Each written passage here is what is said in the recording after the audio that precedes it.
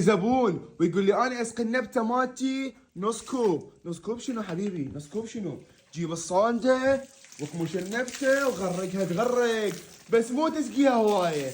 اسقي النبته عند جفاف التربه، واهم شيء تبخ الاوراق هيك، تبخ نباتاتك هيجي. هنا النبته عندك حصيح حاشت ايدك. الف رحمه على والديك على هاي السقينه مركبه. اسقي نباتاتك الاوراق بخها بخ ما عليها شيء. كل ما تسقيها لازم تبخ الاوراق ترطبها. النباتات تحب ترطب اوراقها، تفهمني؟ انك ترطب اوراق النبته، لا النبته حتنتعش وتحس براحه نفسيه مو طبيعيه. والسقي مال النبته هالقد اترسها.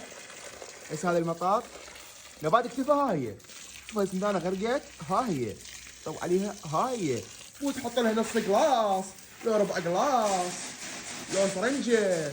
عمي شنو هاي السوالف؟ تقول نباتات يغرقوها من المي، بس مو هوايه. النباتات الظليه ما تحب ميه هواي، تفتهمني؟ اذا ذني سقيتهن هسه من 10 ايام بعد ما اجيهم. سقيتهن هسه من 10 ايام بعد ما اجي. هذا الصبار اصلا ما سقي، بس رش.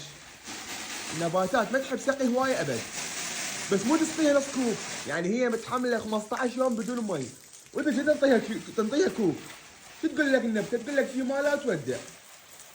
فهاي نصيحتي لكم اخوان.